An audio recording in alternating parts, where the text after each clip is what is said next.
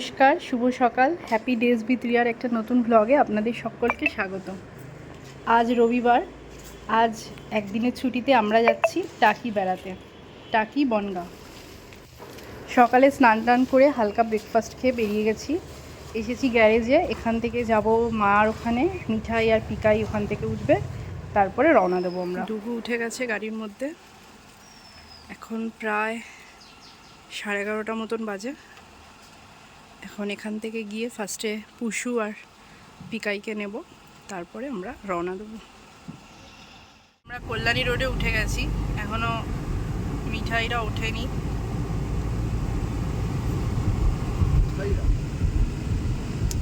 হ্যাঁ,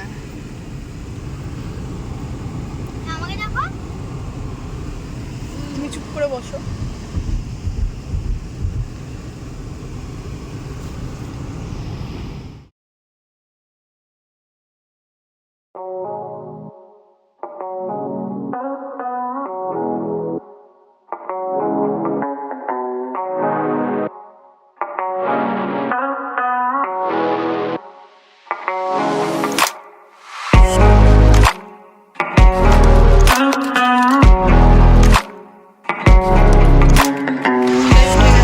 ফাইনালি এবার আমরা রওনা দেব। প্রচণ্ড গরম আজকে, গতকাল বৃষ্টি হয়েছে কিন্তু আজকে প্রচণ্ড রোদ আর গরম। আমরা কল্যাণী রোড থেকে নৈহাটি সাহেব কলোনি মোড় দিয়ে ঢুকে গেলাম। এটা হচ্ছে অশোকনগর হাবড়া যাওয়ার রাস্তা। সোজা অশোকনগর হাবড়া হয়ে বনগাঁর দিকে যাচ্ছি। মোটামুটি যতক্ষণ এলাম রাস্তা ভালোই আছে।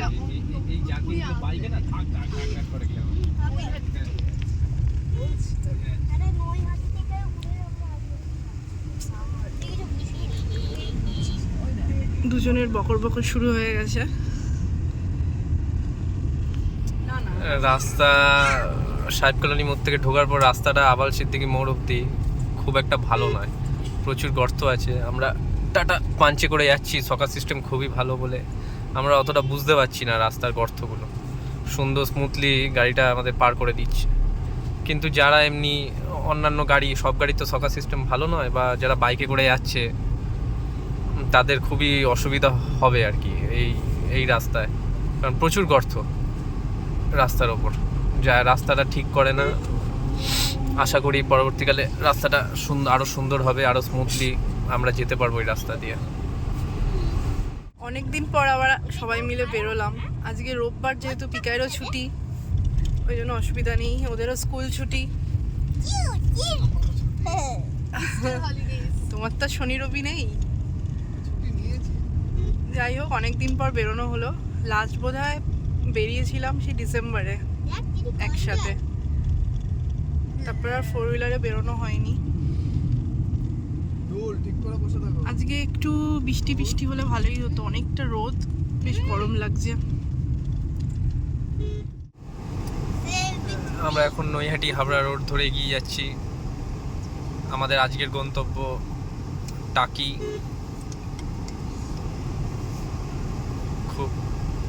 এই রাস্তাটা খুব ভালো। আবাল সিদ্ধি মোড় থেকে রাস্তাটা আমি এখন অবধি খারাপ পাইনি।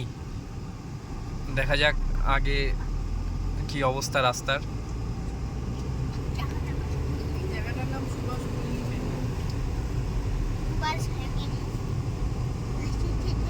আমাদের গাড়ি একটা লিমিটেই চলছে।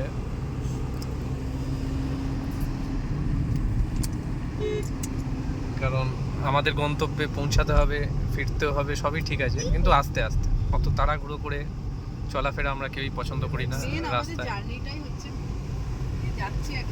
হ্যাঁ,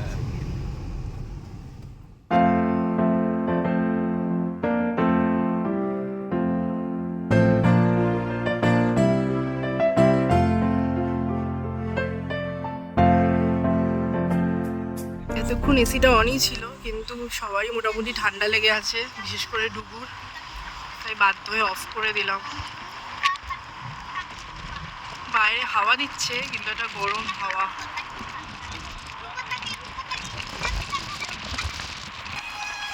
আমাদের এটাই ফার্স্ট টাইম, কিন্তু ভাই গেছিল এর আগে 2020 সালে। তখন রাস্তাগুলো মানে তৈরি হচ্ছে, কমপ্লিট হয়নি। বনগা গেছিল।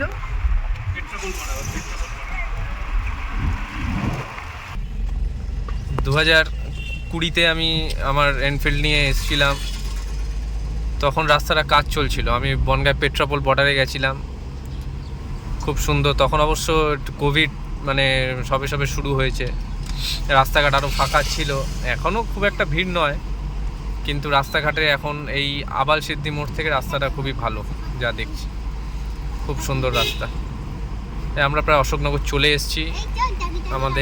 আমরা যাব টাকি অবধি আজকে। এমনি ঘুরতে যাচ্ছি, কোনো প্ল্যানিং নেই, হট করে ঠিক হলো। তা আমি এদিকটা একটু ঘুরে আসি, ইছামতির দিকে।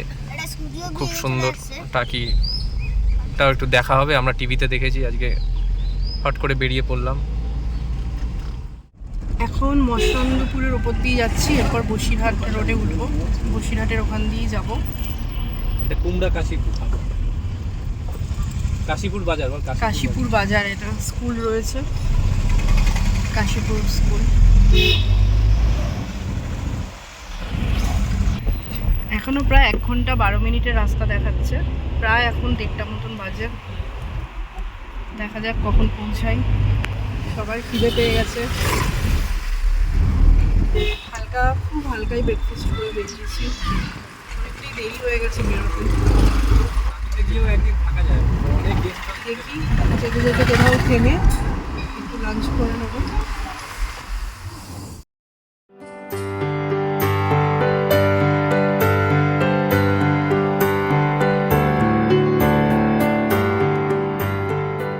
ফাইনালি নেমে গেছি। প্রায় 2:45 মতন বাজে। 2:30-এর মধ্যেই ঢুকে গেছিলাম। আসলে আমাদের সাডেন প্ল্যান হয়েছে, তাই একটু দেরি করেই বেরিয়েছি, তাই পৌঁছাতেও দেরি হয়ে গেল। আর একটু আগে বেরোলে আগেই পৌঁছে যেতাম। এখানে পার্কিংয়ের জায়গা রয়েছে, এই যে ইছামতি নদী। এবার কিছু খেয়ে নেবো। কিছু খাওয়া হয়নি, রাস্তায় সেরকম জায়গা পেলাম না দাঁড় করিয়ে গাড়ি রেখে খাওয়ার মতন।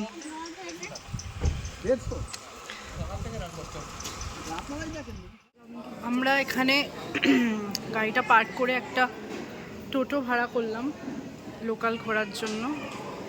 আর এখন আপাতত লাঞ্চ করতে এসেছি। এখানে একটা সরকারি খাওয়ার জায়গা রয়েছে, ক্যান্টিন। দেখা যাক কেমন খাওয়া দাওয়া। এটা একটা গেস্ট হাউস, যার নিচে ক্যান্টিন রয়েছে। একটা ছোট বাগান মতন করা আছে।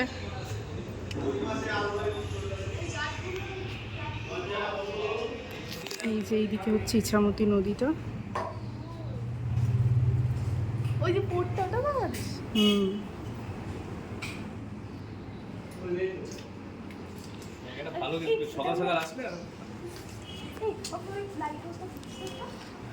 আমরা কুপন কেটে বসে আছি, জায়গা নেই। দেখি কখন ডাকে। প্রচণ্ড খিদে পেয়ে গেছে। এখানে একটা মন্দিরও রয়েছে।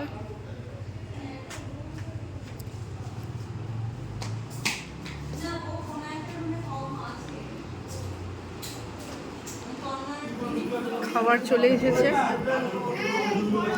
আমরা কাতলা মাছ নিয়েছি, ফিশ থালি, ভাত, ডাল, আলু পটলের তরকারি, বেগুন ভাজা, মাছের ঝোল, চাটনি, পাঁপড়ও রয়েছে।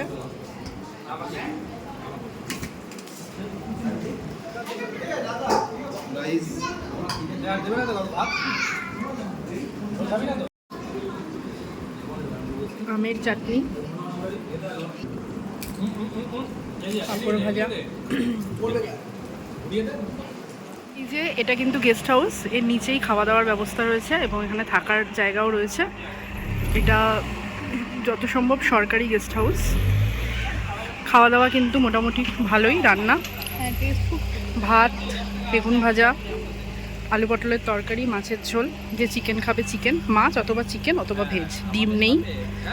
এখন আমরা একটা টোটো বুক করেছি, ওটা করেই আমরা ঘুরবো, কারণ এখানে সরু গলি রয়েছে অনেক, যেখানে কিন্তু গাড়ি ঢুকবে না। দেখছি ইছামতির ওই পারে বাংলাদেশ। সরে যা গাড়িটা ছাড়। এখানে আশেপাশে আরও কিছু হোটেল রয়েছে। এই চাচার টোটো আমরা ভাড়া করেছি। তুলে নেই, আমাদের ঘোরাচ্ছে। আমাদের মোটামুটি এখানে 5টা থেকে 5:30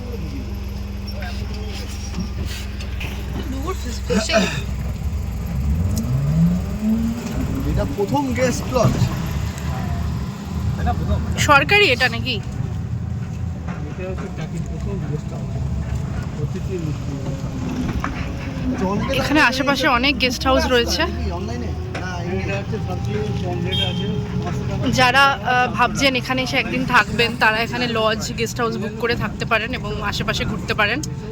আমরা যেহেতু দিনে দিনেই চলে যাব, তাই আর কোনো গেস্ট হাউস বুক করার ব্যাপার নেই।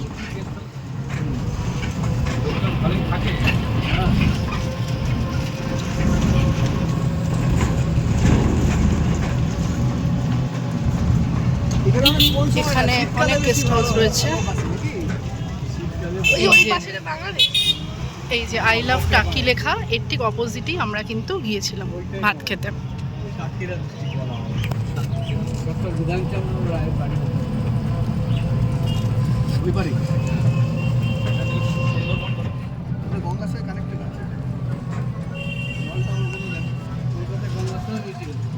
এখানে কিন্তু ইছামতিতে বোটে করে ঘোরারও ব্যবস্থা রয়েছে।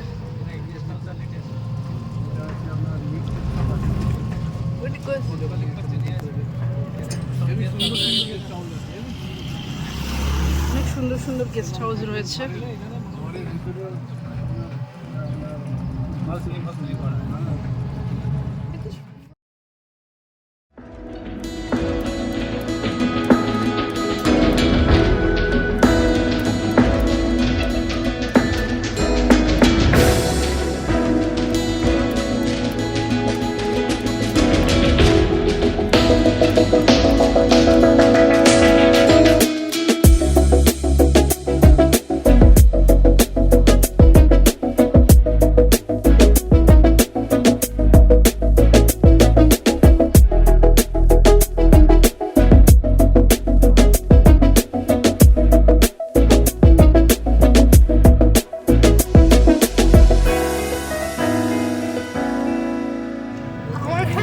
দূরে এক নৌকা চলছে, ওই পারে বাংলাদেশ, এই পারে আমাদের ভারত।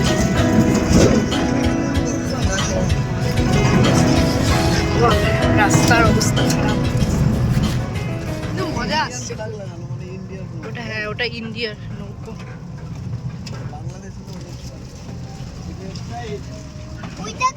বাংলাদেশি নৌকা এদিকে আছে, এখানে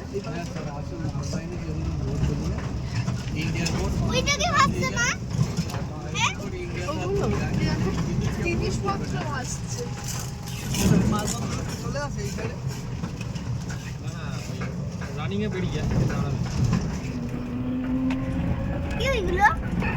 পুরনো বাড়ি। এটা হচ্ছে ভারতবর্ষের সেনাপ্রধান শঙ্কর রায় চৌধুরী। এটা শঙ্কর রায় চৌধুরীর বাড়ি? দাঁড়ায়, এটা হচ্ছে ভারতবর্ষের সেনাপ্রধান শঙ্কর রায় চৌধুরী। আচ্ছা যিনি প্রথম বাঙালি সেনাপ্রধান ছিলেন। আচ্ছা। আর ওই বাড়িটা হচ্ছে হলুদ বাড়িটা হচ্ছে গয়নার বাক্স, আর আপনার পিছনে এটা হচ্ছে 8টা 8-এর বনগা লোকাল। আচ্ছা, এখানে সব শুটিং হয়েছে। বই হয়েছিল, হ্যাঁ। আচ্ছা এবং নগর কীর্তন যে বইটা হয়েছিল এই সাদা বাড়িটা। আচ্ছা, গয়নার বাক্স, নগর কীর্তন, আর সেনাপ্রধান কি নামটা বললেন? শঙ্কর রায় চৌধুরী, শঙ্কর রায় চৌধুরীর বাড়ি এটা। দ্বিতীয় সেনাপ্রধান হয়েছে। যান এই ভিতর দিয়ে যান, ওই দিক দিয়ে ঘুরে আসা যাবে। ওই দিকে যাবেন দেখেন।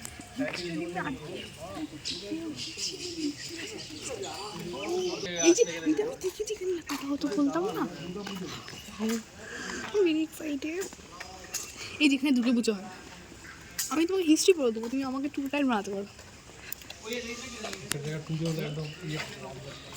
এখানে দুর্গা পুজো না, তোমার পুরোনো দিনের। হ্যাঁ, এটা সম্ভবত দালান, এখানে দুর্গাপুজো হয় মনে হচ্ছে। বাবু জুতো পরে যেও না, এটা দালান, নেমে এসো। দুর্গাপুজো হয় এখানে। আর ওখানটায় বলি দিতে হবে। এখানে আগে বলির প্রচলন ছিল, এখন জানি না হয় কি না।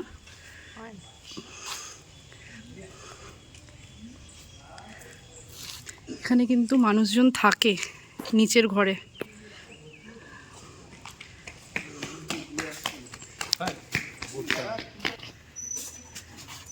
এই ঘরগুলো পরিত্যক্ত, কেউ থাকে না। একটা দুটো ঘরে মনে হচ্ছে লোকজন থাকে।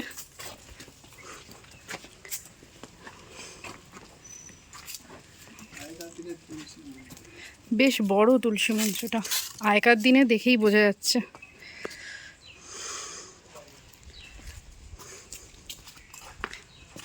মা এদিকে আসো।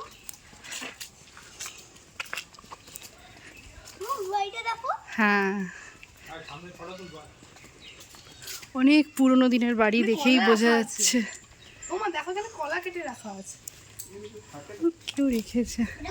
এই দেখো তুমি ঘরের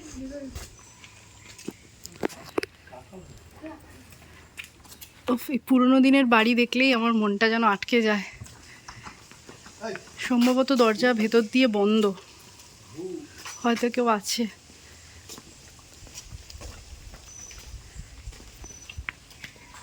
ভেতরটা বন্ধ, তাই আর দেখানো যাচ্ছে না। এখানে বাস করেন হয়তো এখনো। না না এরকম অবস্থা কি করে। ওই দেখো কাঁঠাল হয়ে আছে।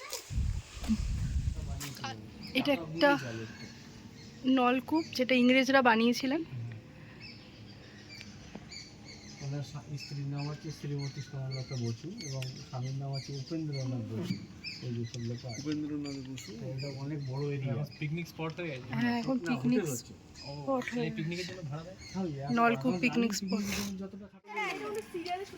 এটা হচ্ছে সেই বাড়িটা যেখানে বিসর্জন সিনেমা, একটা খুব জনপ্রিয় বাংলা সিনেমা, যার শুটিং হয়েছে এখানে, জয়া হাসান এবং আবির চ্যাটার্জির।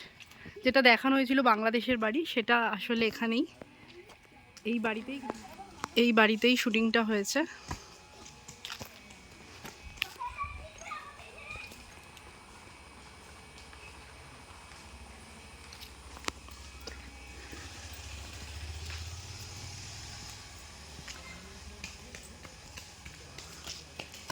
আস্তে হ্যাঁ আজকে আমি করে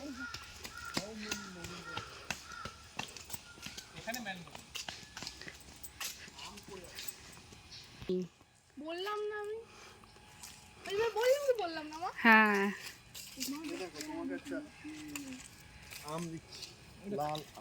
আম কোথা থেকে পড়লো? এই, পড়ে গেল। ওঠাও। টপ টপ করে পড়ছে। এখানে অনেক আমের গাছ আছে। কাঁঠাল, এদিকে এসো।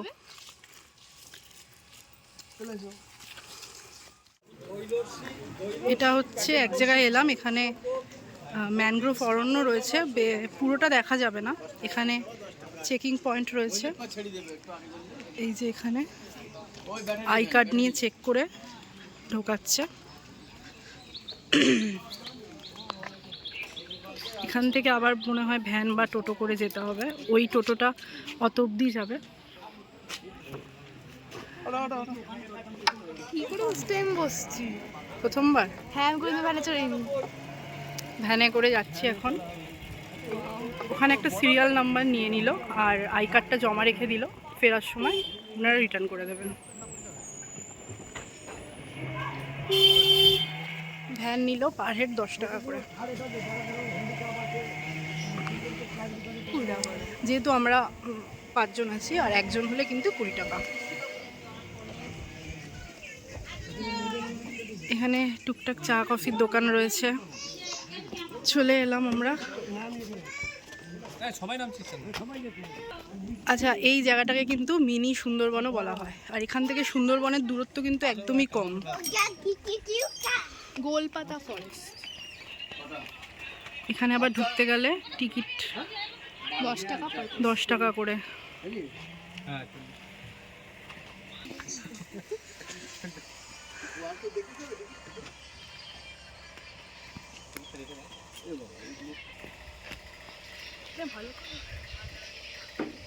সোজা চলে যাবো না, এই কোথায় যাবো?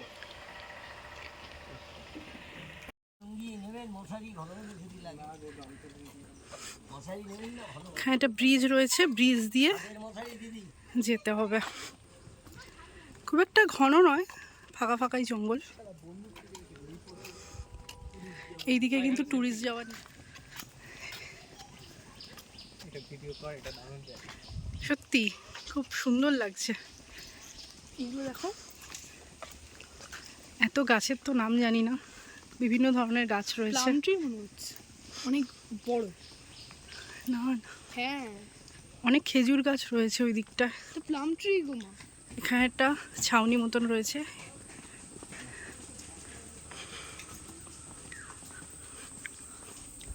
এই জঙ্গলে কিন্তু নামা যাবে না, নামা নিষেধ, উচিত নয়।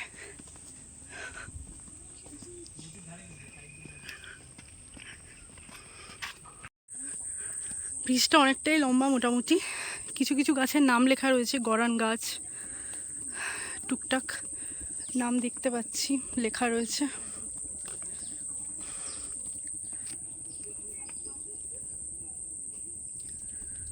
সামনে একটা ছোট স্ন্যাক্সের দোকান রয়েছে মনে হচ্ছে। এই ব্রিজটা ধরেই কিন্তু দুদিকে জঙ্গল খালি দেখতে হবে।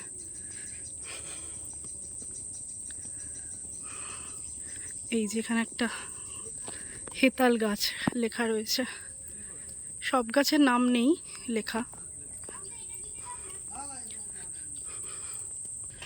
আচ্ছা, ওপরে যদি চান আপনারা, এই ওপরে উঠে এখান থেকেও পুরো জঙ্গলটা দেখতে পারেন, সিঁড়ি মতন করা রয়েছে। আচ্ছা, এই ব্রিজটা ওই যে যেখানে দেখালাম আমি রেস্ট নেওয়ার জায়গা, ওখান থেকে কিন্তু সোজা চলে গেলে যেখানে আমরা গেলাম টাওয়ার পয়েন্ট। আর এখান দিয়ে আরেকটা রাস্তা গেছে, এটা হচ্ছে রিভার পয়েন্ট। এখানে ইচ্ছামতি নদীটা রয়েছে, আর ওই পারে বাংলাদেশ। এটাও একটা ভিউ পয়েন্ট।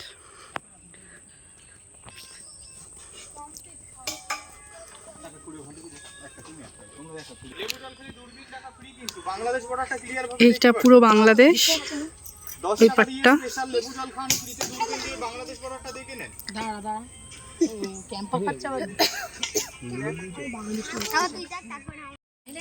এটা কি রসনা?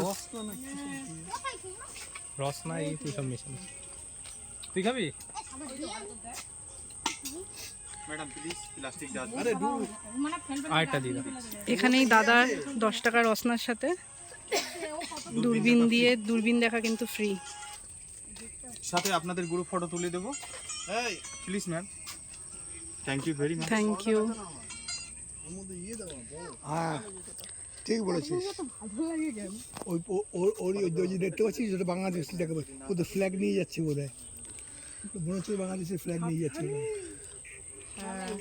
তাই না? হাত ছড়াও। দেখি ঢুকু।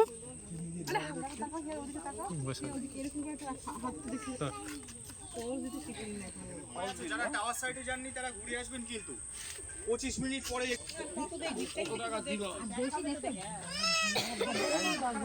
এটা ব্যাংকে ম্যানেজারের সাথে কথা বলেন তো, ম্যানেজারই করিয়ে দেয়, টাকা লোক দিয়ে করাচ্ছে। এটা হচ্ছে 300 বছরের জোড়া শিব মন্দির, অনেক পুরনো।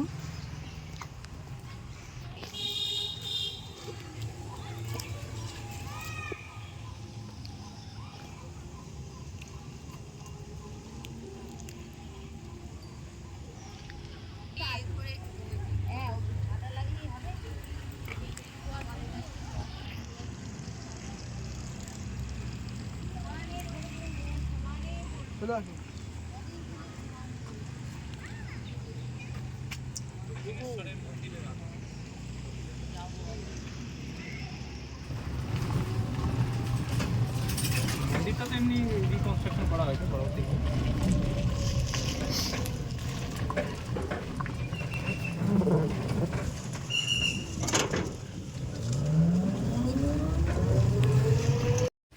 নেক্সট আমরা চলে এলাম রাজবাড়িতে। এখানে কিন্তু 10 টাকা করে টিকিট কেটে ঢুকতে হয় পার পারসন।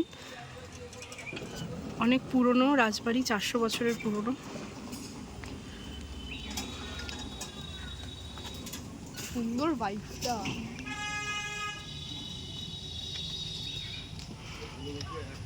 সন্ধে সন্ধে হয়ে এসেছে। 400 বছরের।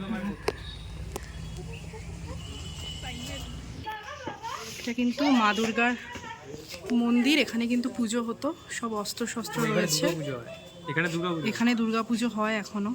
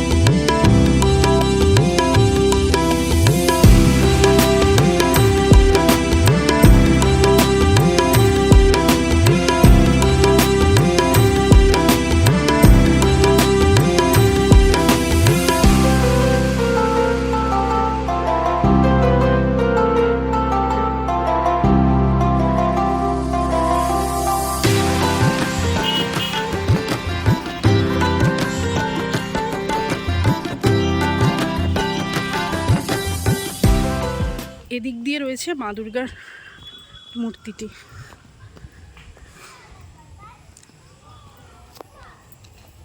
কোথা থেকে আসছি?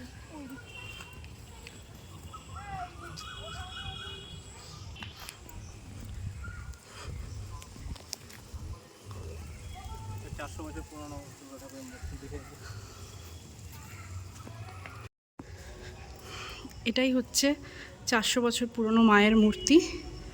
এখানেই কিন্তু পুজোটা হয়, এখন আর ওই ভেতরের ঘরে হয় না, এখানেই পুজো হয়। ভীষণ জাগ্রত।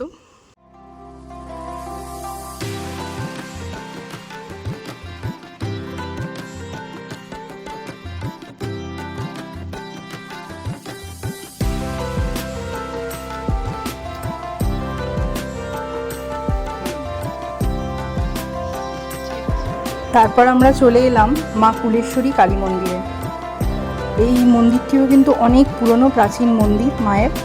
আসলে তখন অনেক সন্ধে হয়ে গিয়েছিল, তাই আমরা ভাবছিলাম আর আসবো না, কিন্তু আমাদের যিনি টোটোতে নিয়ে এসেছিলেন চাচা, তিনি বললেন যে না, এই মন্দিরটি কিন্তু খুব জাগ্রত মায়ের মূর্তি এবং একবার এখানে দর্শন করে যাও তোমরা। তো সত্যি না এলে কিন্তু খুব বড় মিস করতাম। এত সুন্দর মায়ের রূপ এবং এসে এত ভাল লাগলো, এখানে ভীষণ সুন্দর।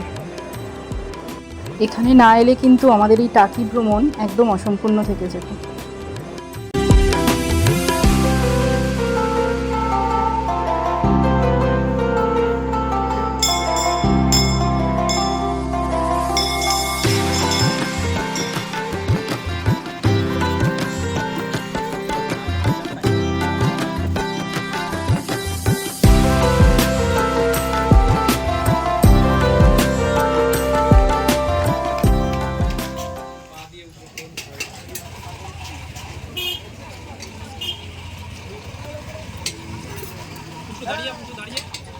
আমি একটা